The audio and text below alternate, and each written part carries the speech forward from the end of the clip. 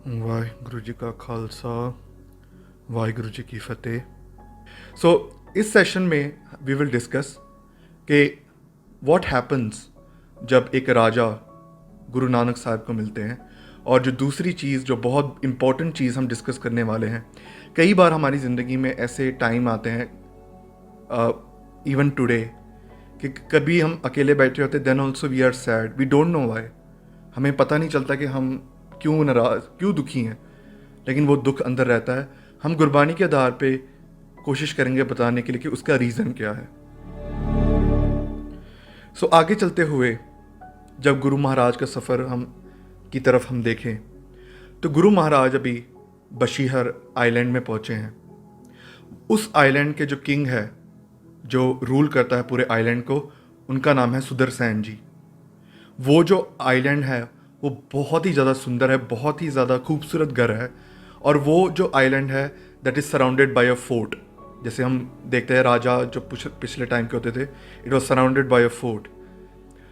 अभी जैसे किसी का भला करना होता है, हमने पिछले सेशन में भी देखा, तब कोई बहाना निकलना होता है।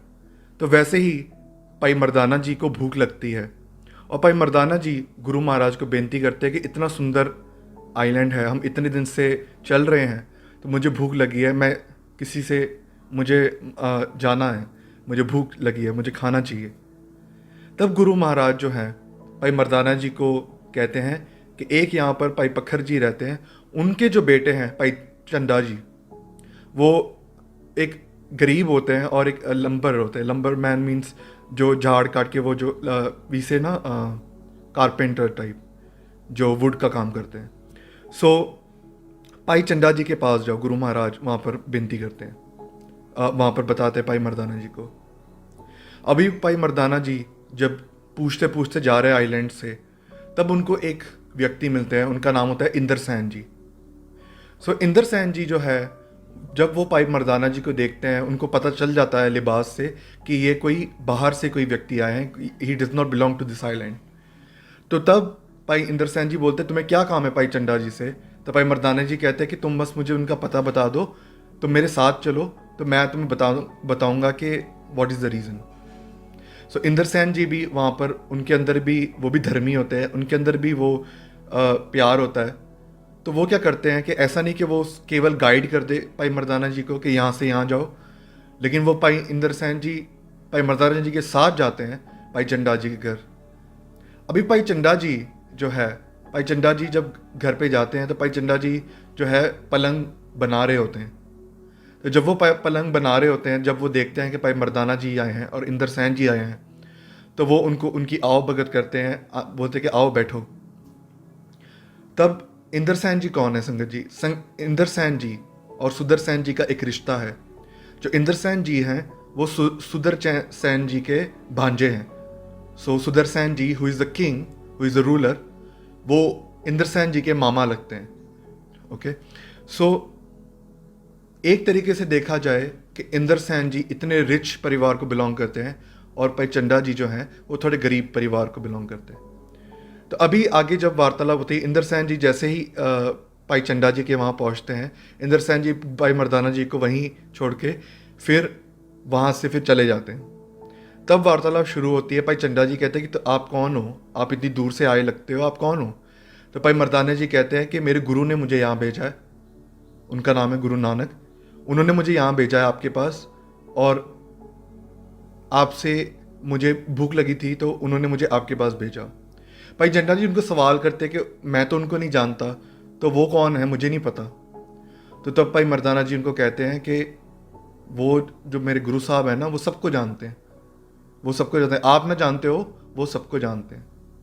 तो भाई चंदा जी के मन में अभी एक चाह पैदा होता है कि वो गुरु साहब को मिले। तो वो जो है भाई चंदा जी बहुत प्यार से, प्रेम से जो है खाना बना के दोनों गुरु नानक देव जी के पास जाते हैं। जब गुरु नानक देव जी के पास जा रहे होते हैं रास्ते में, तो भाई मर्दाना जी इंदर सैन जी के बारे में पूछते हैं कि वो कौन थे जो मुझे पीछे अभी मुझे रास्ता बताया जिन्होंने। तो भाई चंदा जी जवाब देते कि वो मेरे बहुत अच्छे मित्र हैं इंदर सैन। तो जब उनको रिश्ता पूछा गया दोनों से कि आपका रिश्ता क्या है, तो भाई चंदा जी कहते हैं कि हमारा जो रिश्ता है ना, वो है कि हम दोनों भक्ति साथ में करते हैं। संगत जी, ये कितने भली बात है। कितने लोग यहाँ पर ऐसे जिनके जिनके फ्रेंड्स ऐसे हों कि आप फ्रेंड के घर पे जाके भक्ति करते हो साथ में? बहुत कम, आई थिंक, मतलब एक दो ही होंगे।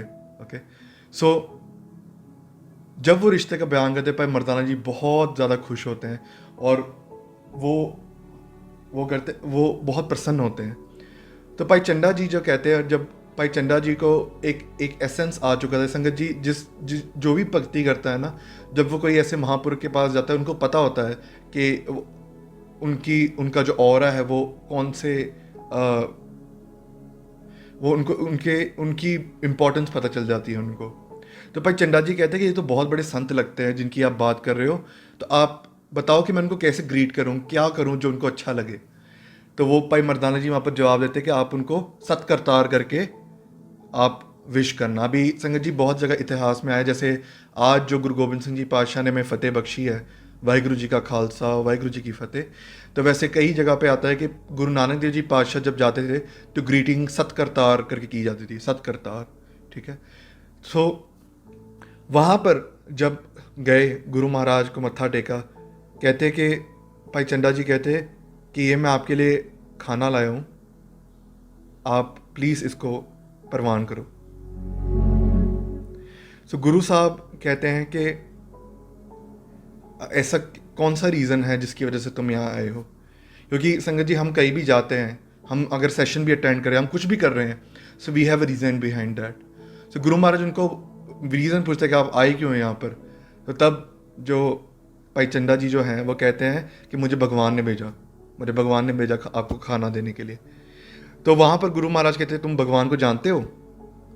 तो फिर वो भाई चंदा जी कहते हैं कि मैं और मेरे मित्र हैं ना, हम बहुत साल से इकट्ठे भक्ति कर रहे हैं भगवान की। अब इतनी प्यास जगी है उस परमात्मा को मिलने की, हम बस एक गुरु ढूंढ रहे हैं, वो गुरु जो हमें भगवान की तरफ लेके जाए। तो संगत जी गुरबानी में भी बहुत जगह आता है कि जो बिना गुरु के परमात्मा को मिलना एक तरीके से असंभव है।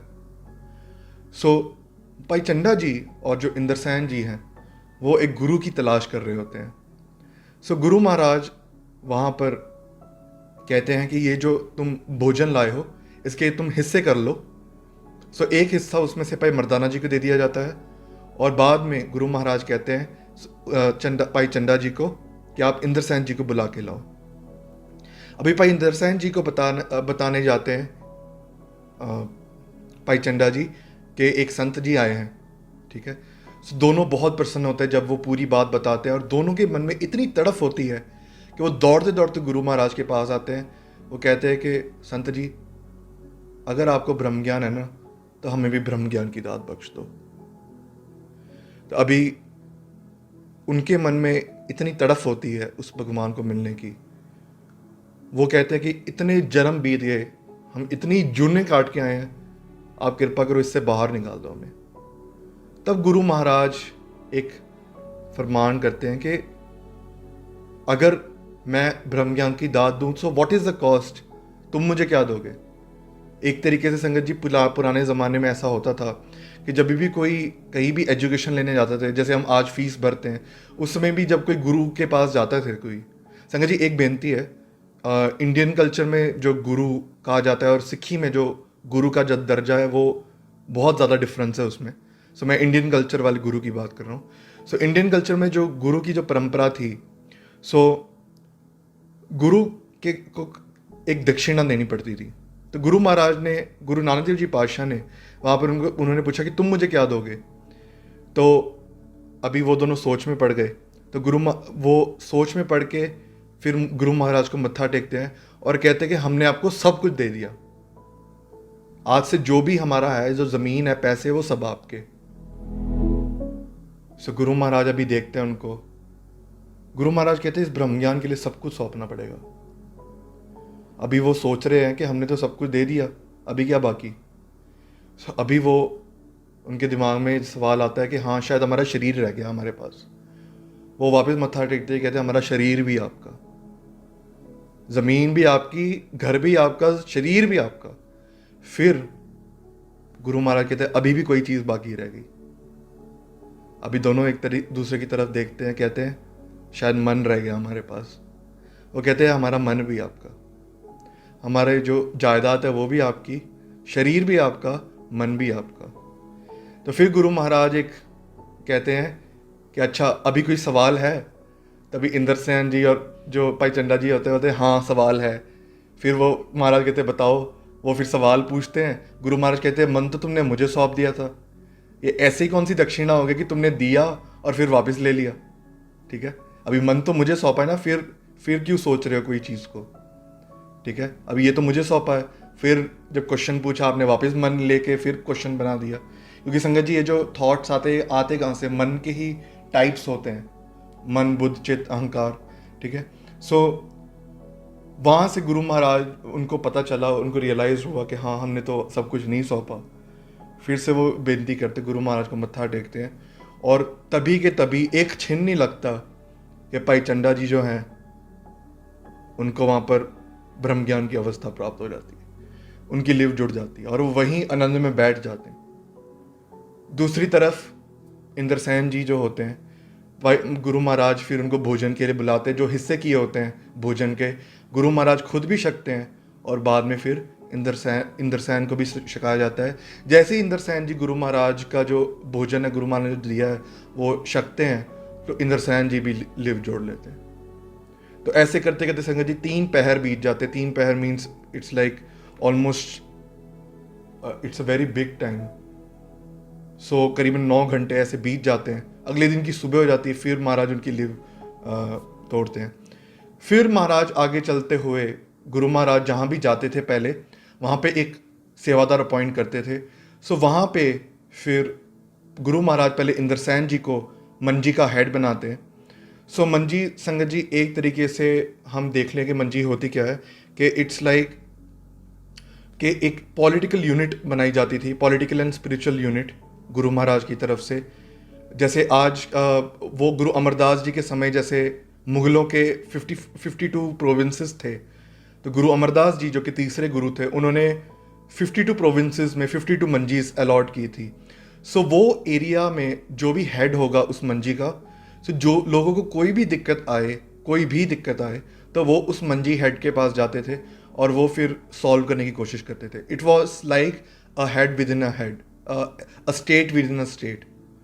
सो उसके बाद फिर इतिहास में आगे आता है कि आज के दिन जब जैसे श्री अकाल तख्त साहिब है, सो वो सुप्रीम पावर है सिखों की। सो इट्स लाइक कोई भी नेशन हो लेकिन उसके भी अंदर एक नेशन है सिखी का, इसलिए आप देखोगे कि हर गुरुद्वारा साहिब में निशान साहिब लगा होता है। सो गुरु महाराज ने फिर भाई इंद्रसेन जी को हेड बनाने के लिए आगे बढ़ते हैं। इंद्रसेन जी कहते हैं कि नहीं, मुझे नहीं बनना हेड, क्योंकि मुझे गुप्त रहना।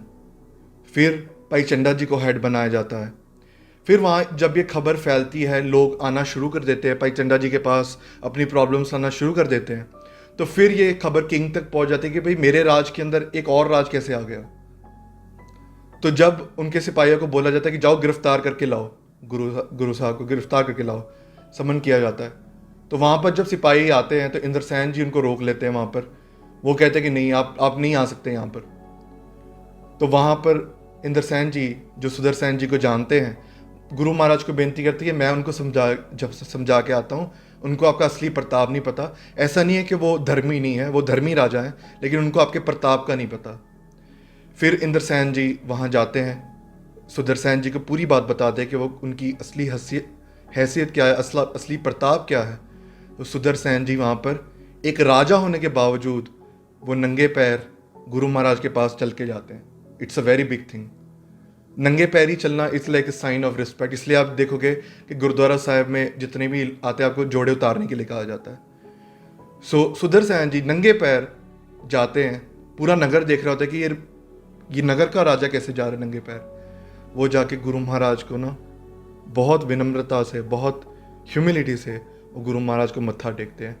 जब सुदर्शन जी जैसे ही मत्था टेकते गुरु महाराज को, गुरु महाराज इतने प्रसन्न होते हैं उनकी ह्यूमिलिटी देख के, उनका प्यार देख के, उनका भरोसा देख के, कि वो कहते हैं कि आज से सुदर्शन जी ये किंगडम ही तुम्हारा नहीं है, ये जो आसपास के जो 17 किंगडम्स हैं ये पूरे तुम्हारे हुए, पूरे तुम्हारे।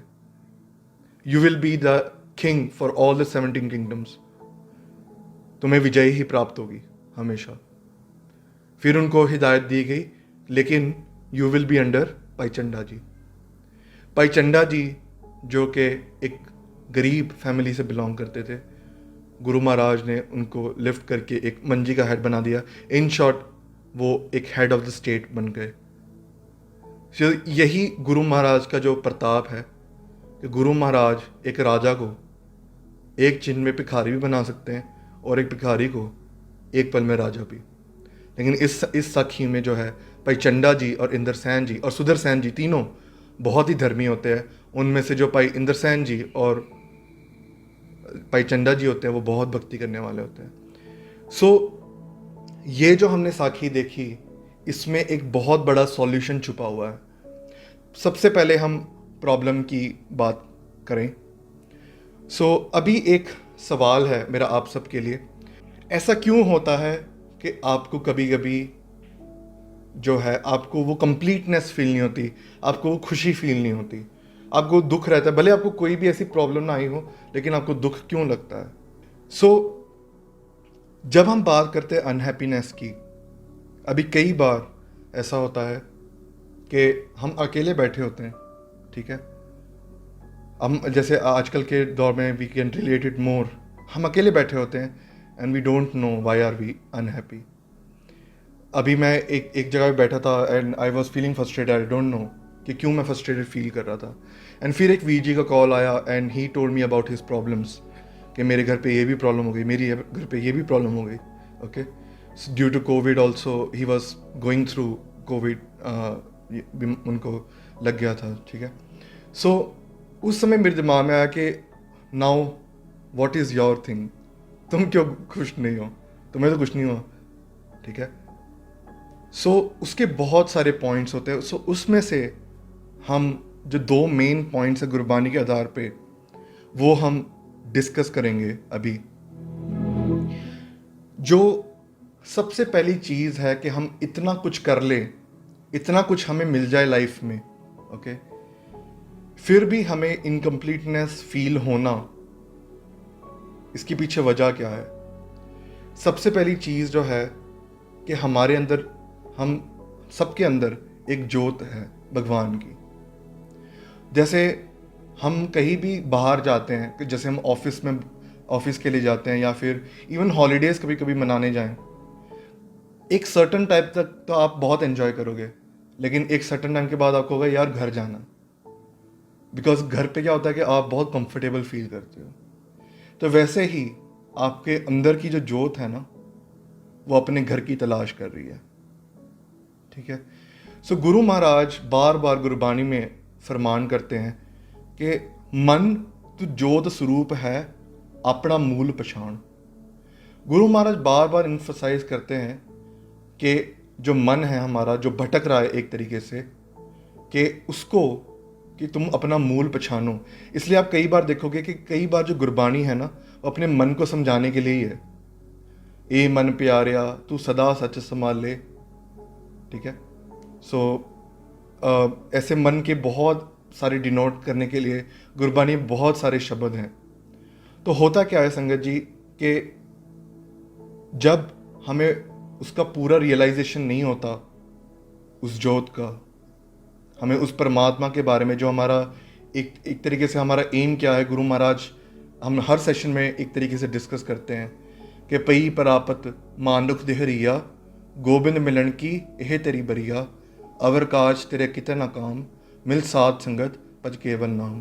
गुरु महाराज वहाँ पर बयान करते हैं कि this is your chance to meet God, ये तुम्हारी बारी है। होता क्या है कि जब हम उस एक परमात्मा से जब लिव नहीं जोड़ पाते, जब वो जोत अपनी घर से दूर है, तो धीरे धीरे क्या होता है कि वो अपने अंदर ना, वो एक बेचैनी सी आनी शुरू हो जाती है। जब तक उसको वो, जैसे एक तरीके से हम देख ले, हम भोजन ना करें तो क्या होगा हमारी बॉडी के साथ, हमारा मतलब हम मेल नरिश्ड हो जाएंगे और हमारी शरीर बर्बाद हो जाएगा। तो वैसे जो आत्मा का, जो सोल का जो खाना है ना, वो है नाम जपना। जब आप नाम जपते हो ना, एक तरीके से आप अपनी आत्मा को भोजन दे रहे हो, ठीक है।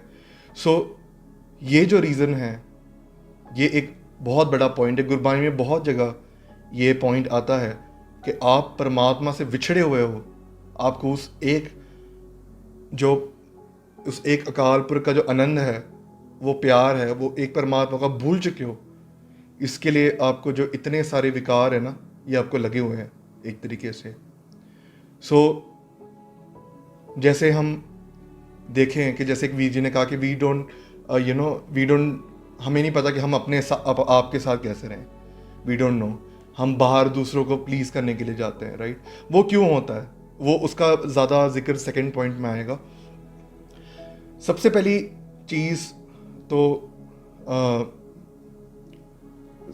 चीज़ जो है कि जो हम अपने साथ क्यों नहीं रह पाते, इसमें हम जो सेकंड पॉइंट है उसमें ज़्यादा उजागर करते हैं।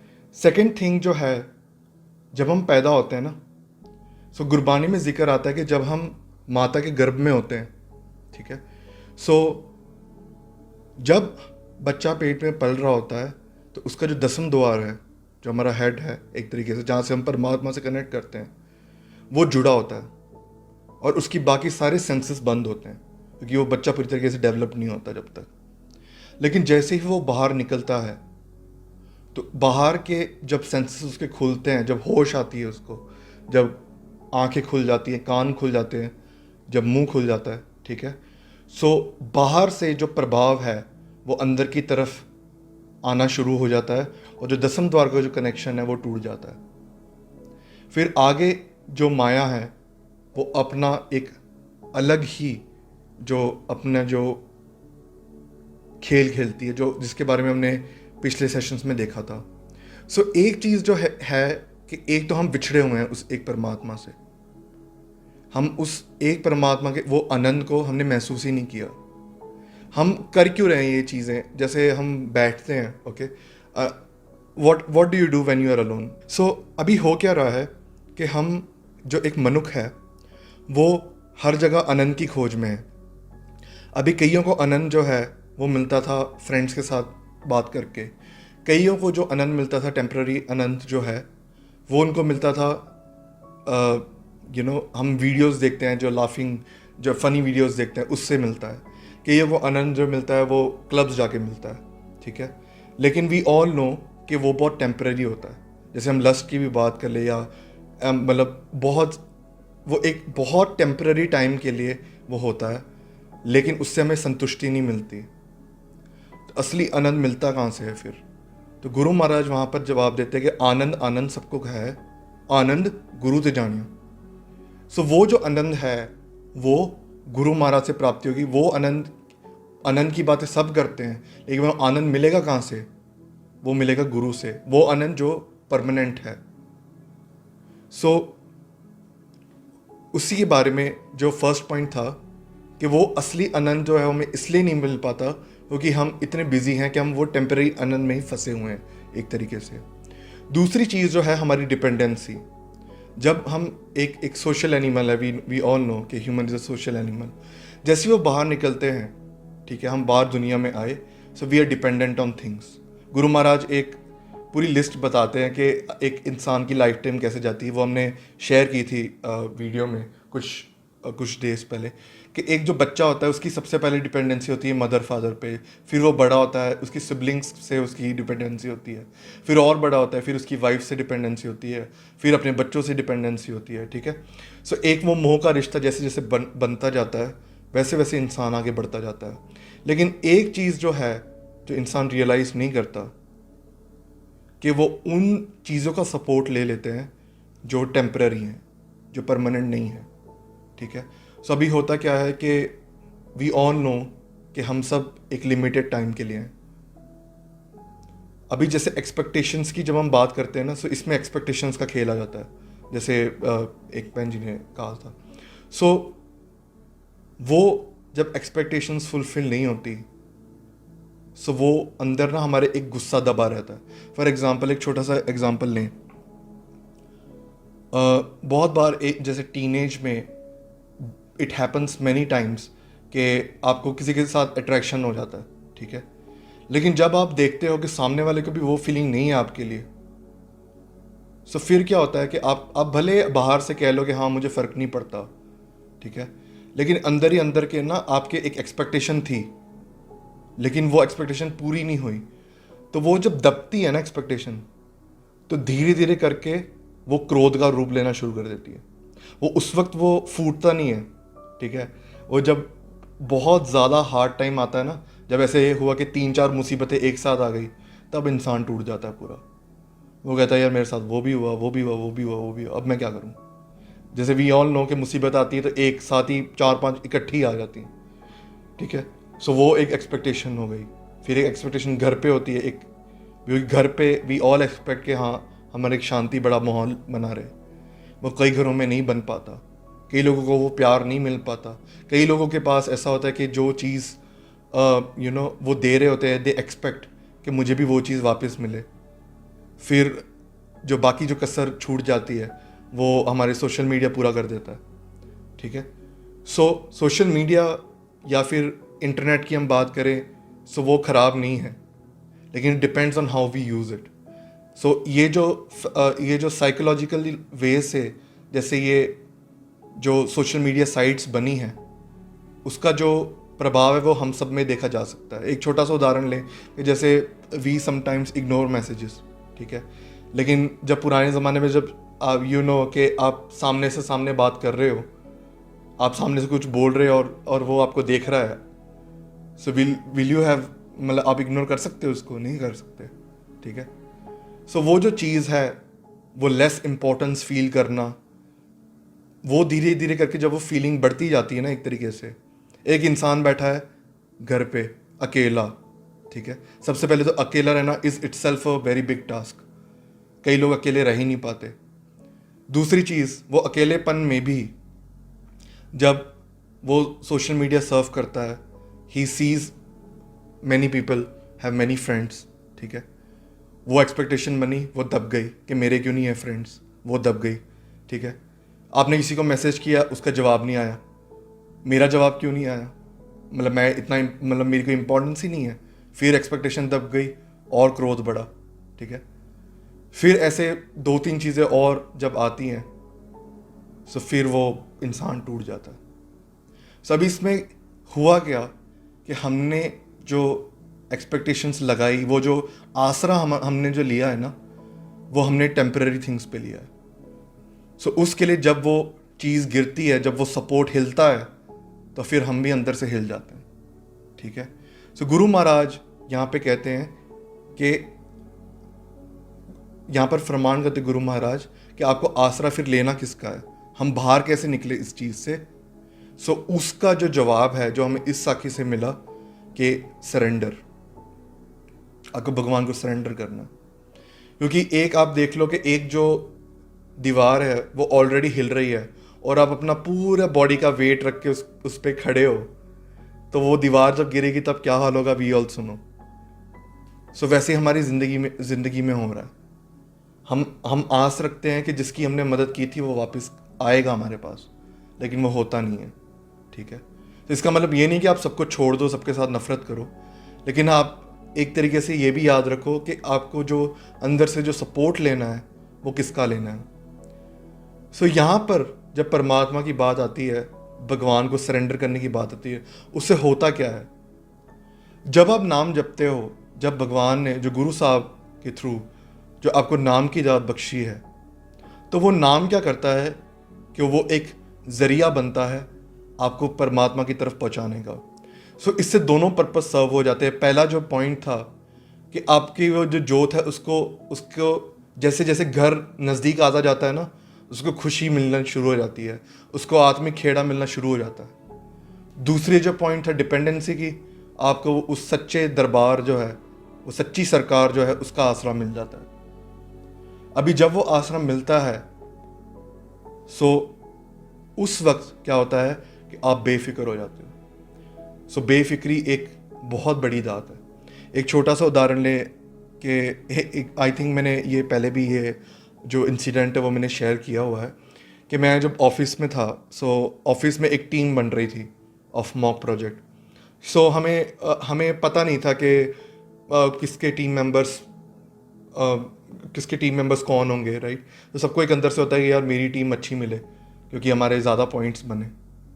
तो सबकी टीम्स बन गई। मैं देख रहा था, एक तरफ मैं एक कोने में बैठा हुआ था and I was watching everyone. तो सब भाग रहे हैं, जैसे सब बातें कर रहे हैं, यार मेरा मेरा पता नहीं किसके साथ आएगा, मेरा पता नहीं किसके साथ आएगा। सो एक अफरा तफरी का माहौल था। लेकिन अंदर से जब आवाज़ आई कि यार ठीक है, जो भी होगा देखी जाएगी, जो भी होगा परमात्मा ख्याल रखेगा, उसके हुक्म के अंदर है सब। तो जब वो ये सेंटीमेंट जब अंदर आया ना, तो वैसे ही वो चीज़ हट गई कि हाँ कोई कोई अच्छा आ रहा है, जो इंटेलिजेंट कलीग है वो आ रहा है, या फिर जो काम नहीं करेगा वो वाला कलीग आ रहा है, उसकी परवाही नहीं रही। क्योंकि आपने क्या किया, आसरा उसे एक परमात्मा के रख दिया। जब ये चीज़ हुई तो वो जो बेफिक्री जो महसूस हुई, that cannot be explained. So ऐसे ही अगर आप कभी भी कोई कार्य करते हो ना, तो आप उस एक परमात्मा के अपना सपोर्ट छोड़ दो। आपने एक काम किया, सेवा जैसे हम करते हैं ना, सेवा, तो सेवा का मतलब ही ऐसा होता है, कई गुरुमुख कहते हैं कि सेवा एक हाथ से करो, ऐसी सेवा करो कि दूसरे हाथ को भी पता ना लगे। आपने सेवा करनी है। सपोज आपने एक एक इंसान बहुत जूझ रहा था, उसने बोला वीर जी आप पैसे दे दो, मुझे इतनी ज़रूरत है, मुझे कॉलेज की फ़ीस नहीं भरी जा रही, ठीक है। सो होता क्या है, नॉर्मल तौर पे क्या होता है कि हमने उसको पैसे दिए, उसने अपनी फ़ीस भर दी, and next time when he comes उसने आपको पूछा भी नहीं, ठीक है। वो साइड से निकल गया, आपको ग्रीड भी नहीं किया, आपको फतेह भी नहीं बुलाई, वो साइड पे निकल गया, अपनी मस्ती मार रहा है। तब वो फील होता अंदर कि यार ये क्या बात हुई, ठीक है। सो वो क्यों होता है, बिकॉज वी एक्सपेक्ट के सामने वाला भी मुझे कोई तो इज्जत देगा। वी डोंट एक्सपेक्ट कि हाँ वो मुझे पैसे ही देगा, बट वी एक्सपेक्ट कि हाँ एटलीस्ट फतेह बुलाएगा वो मुझे। इसका वो सॉल्यूशन यही है कि जब आप बुलाते हो ना, आप जब देते हो, बोलना कि भगवान यू गेव इट, मैंने कुछ नहीं किया, आपने ही दिया, ठीक है। सो वो जब चीज़ रहेगी ना, फिर वो आपके साथ जैसे भी ट्रीट करे आपको फ़र्क नहीं पड़ेगा। सो आपने किया क्या यहाँ पर, उस एक परमात्मा का आसरा लिया। जब आप एक परमात्मा का आसरा लेते हो तो वो आपके जो सब दुख है वो मिट जाते हैं, और जो नाम जो है वो आपके अंदर भी खेल खेलना शुरू कर देता है। You will not realise it now, लेकिन कुछ साल जब आप करोगे, कुछ महीने आप करोगे, करना शुरू करोगे, तो नाम का जो ऑरा है वो अपने आप खेलना शुरू कर देगा आपके साथ। आपके जो आसपास के सराउंडिंग्स है वो अपने आप काम होनी शुरू हो जाएंगी। गुरु महाराज गुरबानी में फरमान करते हैं, आप सब पढ़ते होगे, साचा नाम मेरा आधार हो, सच नाम आधार मेरा, जिन भुखा सब गवाइयाँ, कर शांत सुखमन आए वसिया, जिन इच्छा सब पुजाइयाँ, सदा कुर्बान किता गुर विठो, जिस दियाँ एह वडियाइयाँ, कह नानक सुनो संतो, शब्द धरो प्यारो, साचा नाम मेरा आधार हो। जब आप उस एक नाम का आधार लेते हो ना, आपकी सब जो भूख है, सब तृष्णा है, वो अंदर से जो टिक्चर कर रही है ना, आपको एक तरीके से छेड़ रही हैं, वो आपको सब दूर हो जाएंगी।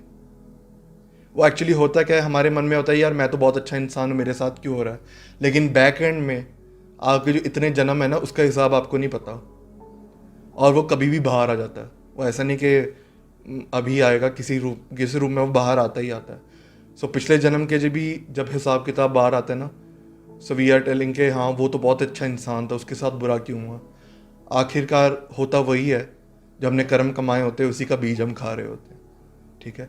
लेकिन जब आप उस एक नाम का आधार लेते हो, तो गुरु महाराज कई बार ऐसा होता है कि आप ना उस कर्म को आप झेल रहे हो, एक तरीके से भुगत रहे हो, लेकिन फिर भी महाराज इतना आनंद बख्श देते हैं कि आपको ना वो हुक्म मानने की जांच आ जाती है।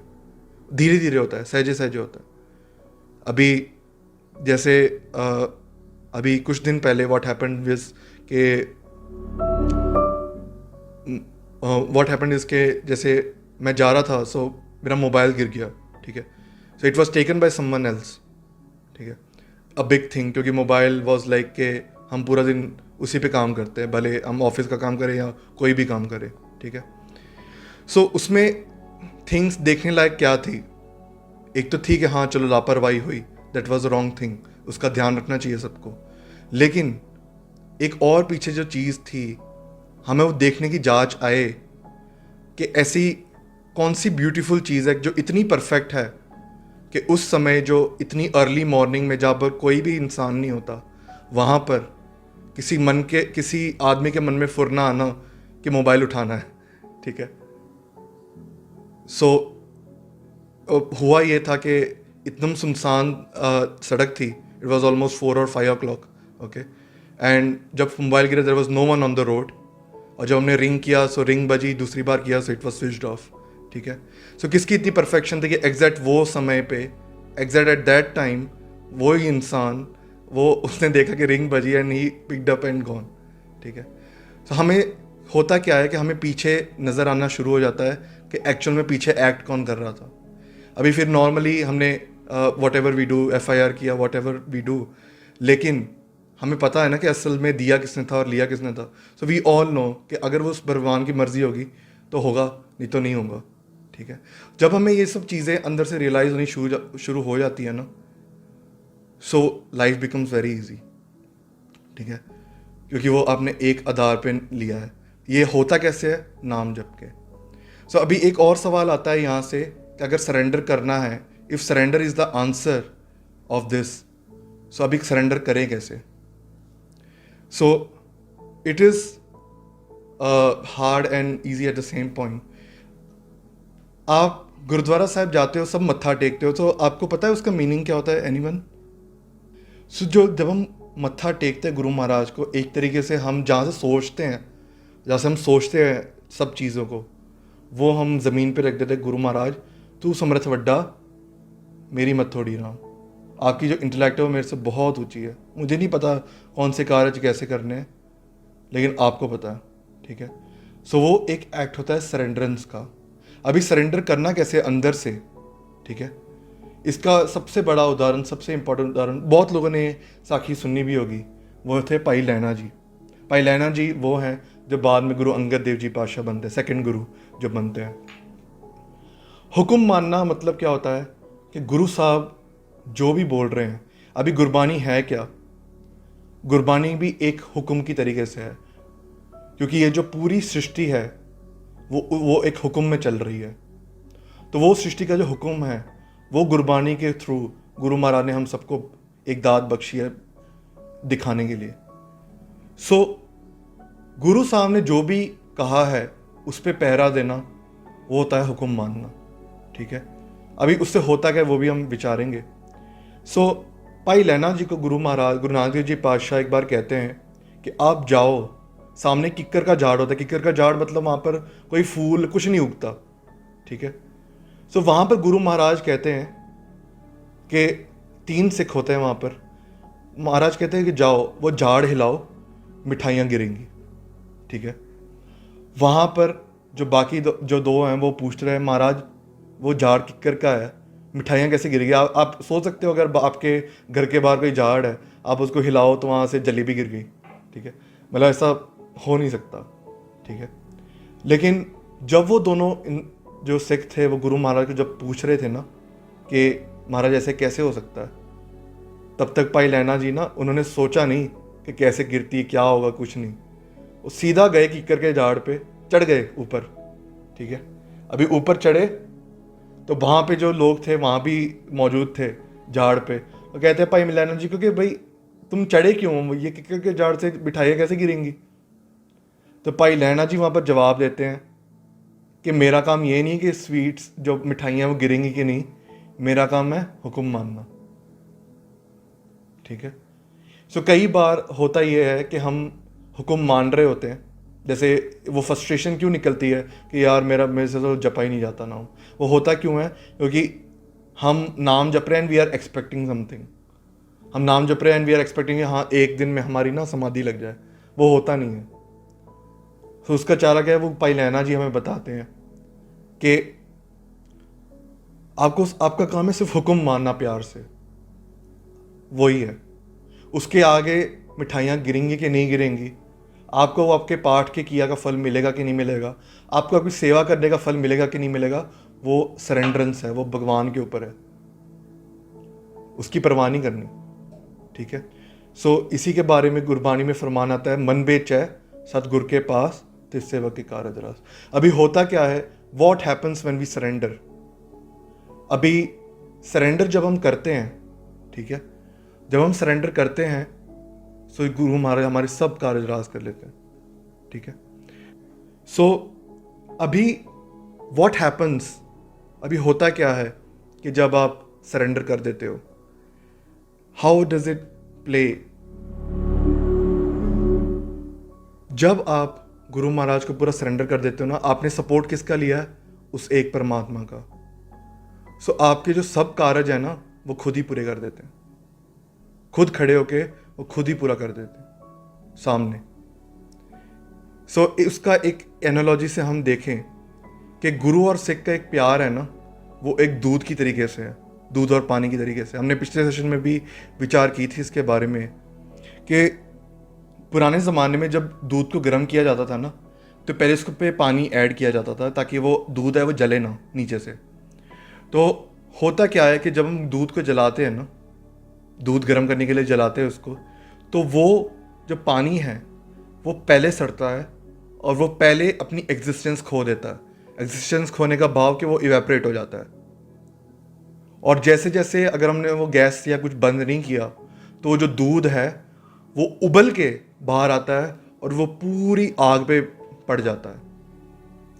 अभी इसी दौरान इसी की तरह यही एक रिश्ता है एक सिख और एक गुरु का, कि गुरु महाराज दूध की तरीके से हैं, एक सिख एक पानी की तरीके से है। जब एक सिख अपने आप को गवा देता है, अभी भाई चंडा जी ने, जैसे गुरु महाराज ने कहा कि आप मुझे ये दो, भाई चंडा जी और इंद्र सेन जी ने एक पल भी नहीं सोचा कि गुरु महाराज क्यों मांग रहे हैं, उन्होंने सीधा ही दे दिया। अगर आपको कोई बोले गुरुद्वारा साहब में भाई मोबाइल जमा कर दो यहाँ पर, आपको नहीं मिलने वाला वापस, ठीक है। So what will happen, we all know right. अगर आप दे भी दोगे तो आपके दिमाग में रहेगा यार अभी वापस मिल जाना चाहिए, अभी 2 घंटे हो गए, मिल जाना चाहिए अभी वापस, ठीक है। सो वो जो सरेंडर जब हम पानी जो अपनी सरेंडेंस, जब एक सिख अपने अंदर से अपना आप गवाता है, सो होता क्या है, आप गवाइए ता सो पाइए। जब वो आपको गवाता है तब गुरु महाराज जो हैं, जो दूध के रूप में है, वो तृष्णा जो है जिसकी वजह से हमें इतने दुख झेलने पड़ रहे हैं, वो उसके ऊपर एक दूध जैसे पड़ जाता है ना आग के ऊपर और आग बुझ जाती है, तो वैसे ही वो गुरु है ना, वो आपके सब दुख रोग मिटा देते हैं, एक परमात्मा के साथ सीधा लिव जोड़ देते हैं। इसी का उदाहरण जैसे हमने देखा भी, पूछा था जब मैंने कि why do we feel that, तो एक ने आंसर दिया था कि वी कांट हैंडल लोनलीनेस, ठीक है। लेकिन जब आप नाम जपते हो ना, आप कभी लोनलीनेस फील ही नहीं करोगे, क्योंकि आपको गुरु साहब हमेशा अंग संग साए दिखेंगे। भाई रणधीर सिंह जी एक फ्रीडम फाइटर भी रहे हैं और पंथ के बहुत महान गुरसिख भी रहे हैं। उनको जब जेल पे बंद किया था ना, it was in a dark room. Dark room मतलब इतना डार्क कि आप अगर 2 दिन रह गए ना वहाँ पर, आप पागल हो जाओगे। वहाँ पर जो अंग्रेज सिपाही है वो अंदर आता है, वो देखते कि वो जो भाई साहब जी वो आराम से कीर्तन कर रहे हैं आनंद में अपने ही, वो अंदर आता है, वो 1-2 पल नहीं रह पाता, वो बाहर आ जाता है, वो रह ही नहीं पाता। लेकिन भाई रणधीर सिंह जी कई दिनों तक, कई महीने तो कहीं अंदर रहे। उन्होंने क्या किया, उन्होंने नाम जपा। जब नाम जपा तो उनके अंदर से जो खेड़ा है, खेड़ा मीन संगत जी वो एक इंटरनल हैप्पीनेस जो है वो बाहर आती है और वो उसका कोई रीज़न नहीं होता। आजकल आपको जो भी हैप्पीनेस के रीज़न होते कोई, लेकिन उसका कोई रीज़न नहीं होता। गुरु महाराज इसी को कहते हैं कि नानक भगता सदा विगास, सुनिए दुख पाप का नाश। वो विगास जो होता है वो अंदर से जो प्यार और आनंद होता है वो बाहर अंदर से आता है और उसका कोई रीज़न नहीं होता। आप हमेशा बहुत ही खुश रहोगे, आप अंदर से बहुत आनंद में रहोगे। सो वो संगत जी इसको बयान करना बहुत मुश्किल है। That thing can only be experienced. कोई भी कथा वजह उसको जस्टिस नहीं कर पाएगा कि फीलिंग कैसी होती है वो, ठीक है, वो एक्सपीरियंस करनी पड़ती है। एंड आखिर में हम देखते हैं कि एक सिख और एक गुरु का रिश्ता कैसे होता है। What happens when you surrender. इसका एक उदाहरण यहाँ पर ऐसा होता है कि बिधि चंद जी जो हैं उनके पीछे मुगलों के सिपाही पड़ जाते हैं, ठीक है। जब वो मुगलों के सिपाही उनके पीछे पड़ते हैं तो उनको वहाँ पर एक सिख का घर मिलता है, वहाँ पर वो छुप जाते हैं, ठीक है। अभी वहाँ पर पूरे घर में ना कोई भी जगह नहीं है छुपने की, सिर्फ एक जगह है, वहाँ पर ना उन्होंने खाना बनाने के लिए, वो खाना उबल रहा होता है, सो वो जो कढ़ाई जहाँ पर, वो यूटेंसिल जहाँ पर, बर्तन जहाँ पर बनाना होता है ना, सिर्फ वही होता है वहाँ पर। अभी वो तो उबल रहा है, तो उसके अंदर कैसे जाए? अभी बिधि चंद जी को पता है कि यही एक रास्ता है बचने के लिए, तो वो क्या करते हैं, वो सतनाम वाहिगुरु कह के ना, भरोसे करके वो जो बर्तन होता है ना उसके अंदर छुप जाते हैं। अभी मुगल आते हैं, देखते हैं घर पे, लेकिन उनको कोई नहीं मिलता, वो चले जाते हैं वहाँ पर। जब वहाँ बिधि चंद जी बाहर आते हैं ना, तो वहाँ पर उनको कुछ भी नहीं हुआ था, कोई एक आंच भी नहीं आई होती। दूसरी तरफ श्री गुरु हरगोबिंद साहिब जी संगत के साथ बैठे होते हैं, वो वहाँ पर गुरु हरगोबिंद साहिब जी कहते हैं अपने सिखों को कि जाओ, जल्दी जल्दी जाओ, पानी लेके आओ, बाल्टियाँ लेके आओ, ठंडा पानी लेके, मेरा जो बदन है वो सड़ रहा है मेरा। वहाँ पर सेक लेके आते हैं, पानी डालते हैं, फिर जब भाई बिधि चंद आते, फिर पूरी बात बताई जाती है। सो यहाँ पर हो, even we see this towards Guru Tegh Bahadur ji महाराज, जब वहाँ पर जो होते हैं, वहाँ पर एक सिख जो है वो तूफान में फंस जाते हैं, और वहाँ कैसे गुरु तेग बहादुर जी महाराज वहाँ खुद रक्षा करते हैं। लेकिन यहाँ पर देखने वाली बात क्या कि बिधि चंद जी ने ना एक पल भी ऐसे भरोसा करने से पहले सोचा नहीं था, उन्होंने किया सतनाम वाहिगुरु, सीधा ही चले गए। ठीक है, तो वो जब वो भरोसा वो प्रेम से करोगे ना, आप जब एक रिश्ता बनाओगे, जब रिश्ता बनाओगे गुरु साहब के साथ, तो गुरु महाराज खुद आपके सब कारज रास कर देगा, उसकी कोई वो, there is no doubt in that. ठीक है, आपको अंदर से ही वो खुशी, इवन अगर आप अकेले रह रहे हो, एक घर पे आप अकेले हो ना, वहाँ पर कोई नेट कुछ नहीं है, फिर भी आप खुश रहोगे। ठीक है, क्योंकि वो सोर्स ऑफ हैप्पीनेस जो है वो बाहर से नहीं आ रही, वो अंदर से आ रही है, और जो अंदर से आएगी वो आपको सिर्फ शरीर तक ही नहीं रखती, वो आत्मा के तौर पे वो उसका जो उदार हो चुका होता है। सो यही चीज़ हमें दिमाग में रखनी है कि हम इस चक्रों में ना पड़ें कि गुरु महाराज ने ये हुक्म किया है तो हम उसके साइंटिफिक रीज़न ढूंढने के पीछे लग जाएं कि व्हाट इज़ द प्रूफ। ठीक है, ये सब में पड़ गए तो फिर अगर भाई लैना जी ने वहाँ बोल दिया होता ना कि भाई वहाँ पर मिठाइयाँ कैसे गिर सकती हैं, तो आज फिर वो गुरु अंगद साहब नहीं बनते, वो गुरु अंगद देव जी जिनको पूरी दुनिया नमस्कार करती है। ठीक है, लेकिन एक और चीज़ है, आपको पूरा भरोसा किस पे करना है? पूरे गुरु पे ही।